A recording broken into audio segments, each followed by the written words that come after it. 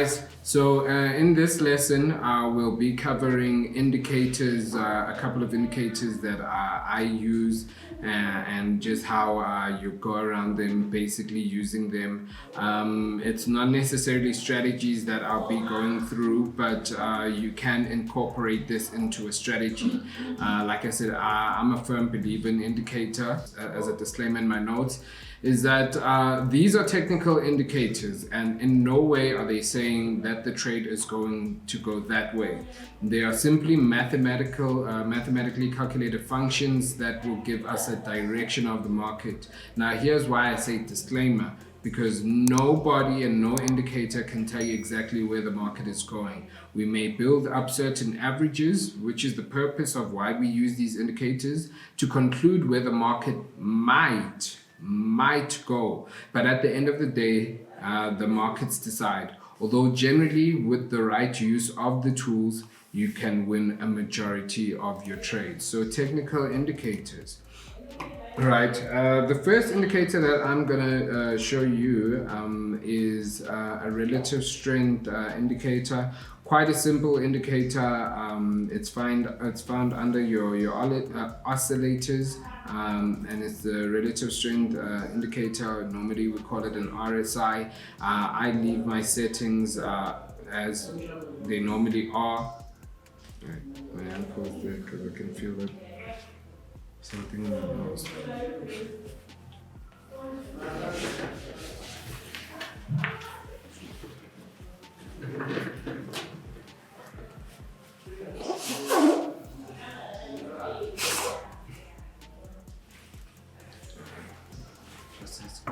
Nonsense. Yeah.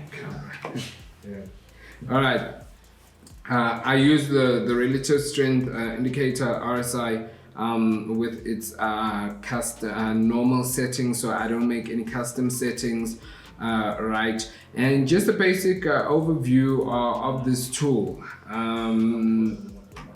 And you can also use a 21 period. I also like using 21 period. But yeah, just a basic overview of this tool. This tool helps us see key points in the markets where the market might be overbought or oversold.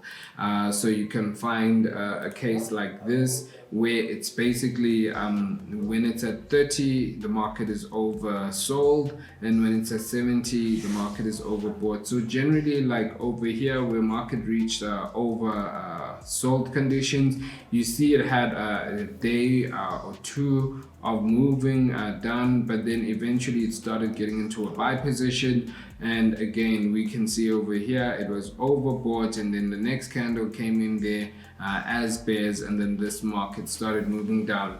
So the relative strength index is quite good in telling you where the market might turn, you know, where you might expect a U-turn from the market in terms of like even up here overbought. So when we have an overbought condition we'd like to sell, or when we have an oversold condition we'd like to buy, because when we do too much of something we'd like to do the opposite of the other. So when a market is buying too much, you don't want to be caught up with the buyers, because that market could turn over there, especially on currency markets. I know that on indices generally, especially lately, have more north direction to them, so there are more buyers there.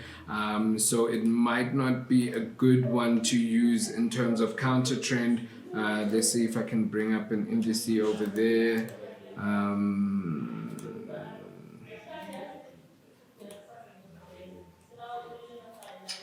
Nasdaq, for example, Nasdaq. How I'd use this tool on indices, rather, right? How I'd use this tool on indices is if it gives me an overbought condition, I wouldn't sell. I just want to bring it up here. Oscillators. If it gives me an overbought condition, I wouldn't necessarily go sell, but what I do, especially on the lower time frame, so these are high Kanachis that you're seeing right now. Let me just switch those off. No.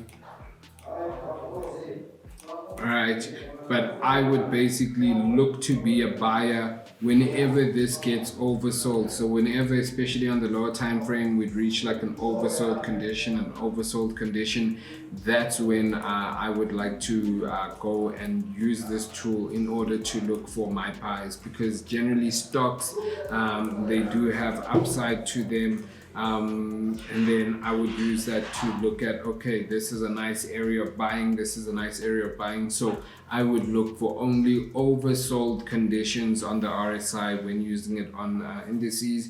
But then in terms of like currencies, currency pairs, I would then use it whether for buying or selling. So right now you see this market is in an overbought condition, and because we had a sell candle over there, I would look at getting short right here.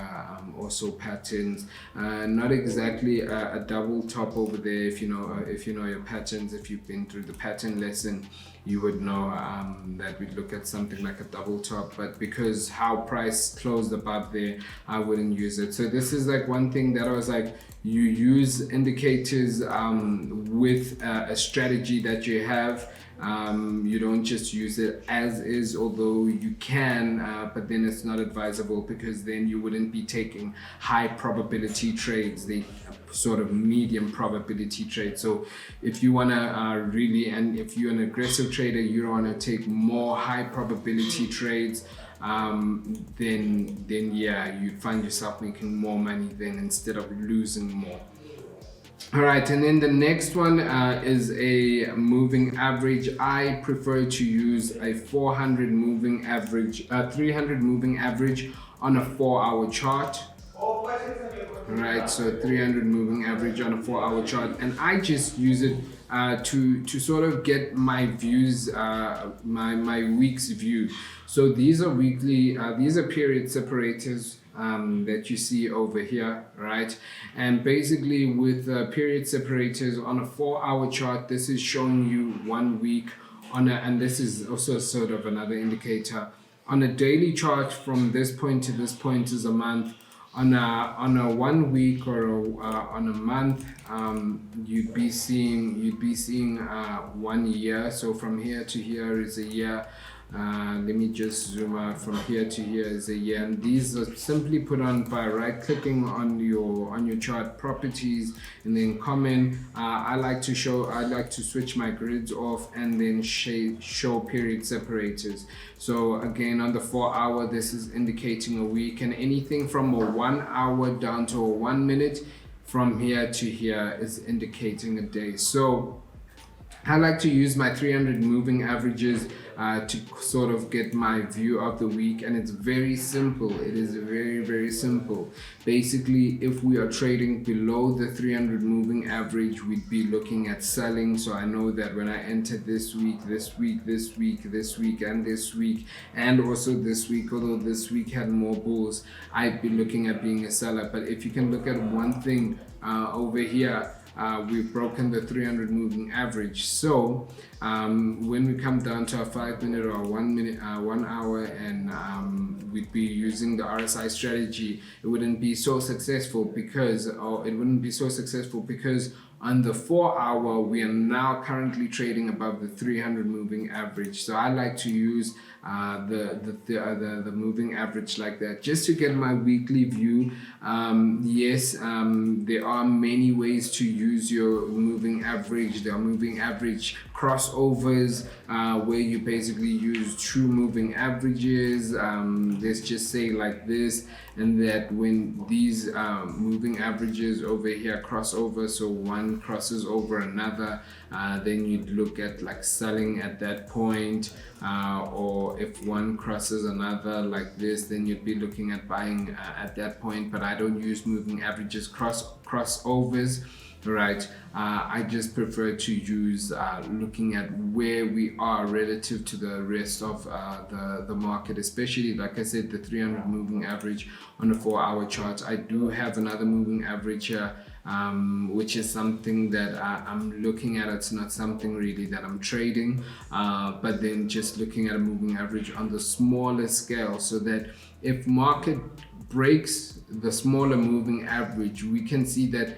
the momentum might temporarily be against us. So in a sense of, the only time you'd want to sell in such an instance is when we're below both charts. And like here, when I said last week wasn't really a sell, we can see that market came over here, came in at this point over here, was in this point over here, and there the market bought. So that's why on the smaller moving average, we wouldn't have been sellers here, but we'd wait for it to break above and now look at being buyers. So that's something you can look at, but generally just use your 300 moving average specific on a 4-hour chart just to get a look and feel of where markets might go that week. And then you'd obviously come down to your lower time frames to determine where you're gonna enter or exit these trades. Right. And then another indicator that I normally recommend for people that don't really trade or that are still new to trading and just want to figure out market structure and how to draw market structure. It's this Zigzag tool, right? So let me just get that better, delete all the other indicators, and look specifically at the Zigzag tool. You can make this by your colors. You can just also change the width, so I'll make it quite fat for this example so that you can actually see what's going on in the chart. So you can use these really nicely to see turning points in the market, to look at, okay, this was a high, this was definitely a low, this was definitely a high, definitely a low. So if you're drawing things like your trend lines, you can put it on those two highs over there as soon as a high is made, and then you see how market came back to this point over here, or using trend line like this. You can see that the market did play quite a bit over there, and also when market retested that trend over here, we did have some sell power, but now they are seeming to break above that place. So the Zigzag tool is really nice, especially for figuring out where turning points are in the market. Where should you put your trend lines? Where shouldn't you put your trend lines? But then it is also nice to know by yourself without using this tool. Although, like I say, that as you're still learning, without using this tool, to see that, okay, this market is going up, it's going down. Here's a nice example where market broke that trend line, and I just drew them using the Zigzag tool, where market broke the trend line, came back for the retest, and moved down. So that's a strategy that if you've watched the lessons, that you'll know that, okay, that's how trend lines work if you're going to use a counter trend strategy. And then there are a lot of other indicators that are offered by MetaQuotes that you can find custom on MetaTrader 4. So another one that I like to use quite a bit is Kanachi candlesticks. Where they like normal, almost like normal Japanese candlesticks, but then instead of changing trend all the time, right, they like to just keep it all smooth. They use an average. So for example, in a case like this where market went down, created bulls over there. So let me just change my colors so that you can see bulls as blue and bears as red. I'll keep bears white because I'm showing you the Japanese candlesticks, but bulls, bull candle, green, right, where you see buyers came in at this point, but the high Kanachis stayed one color. And that's because the trend wasn't really changing yet. Unlike once they produced bulls over here, trends were changing, and then they had bears here, they had sellers here. But then because that market was still going up, the high Kanachis didn't change color. So the high Kanachis are a really nice tool to use when trying to determine, should I stay in this trade, should I move out of it, it really smooths out the movements for you so that you don't get scared of moving out of a really profitable position that's still moving in the right direction. And then you can find other tools. You can find other tools on MQL4 or MQL5.com, right? You can find a couple of them here at Codebase. Just click on Codebase. And then depending on whether you use MetaTrader 4 or MetaTrader 5, you can find your indicators here. And here comes a whole list, a host of indicators that you can use by yourself. It's just a matter of figuring them out. There are lovely ones. Not all of them are so great, but there are lovely indicators like a currency strength meter. I like to use the currency strength meter just to see overall which currency is strong or which currency is weak for the day. There's other indicators here. It's static indicators, repainter indicator. So what a static indicator is it will give you a buy or sell direction once, and then it won't move. But a repainter will tell you buy now, and then if the market moves, it will tell you like buy again and move your things around. So static indicators are better indicators than repaint indicators. I'm not saying repaint indicators don't work well, but in my experience, static has been better. So always just look if it's a static or if it's a repainter indicator. Like I said, that a repainter indicator, it keeps on changing the entry points or the signals, right? Whilst a static indicator, once it's giving you an indication there where the market moves for or against it, it will still stay as it is. That's it for the indicator.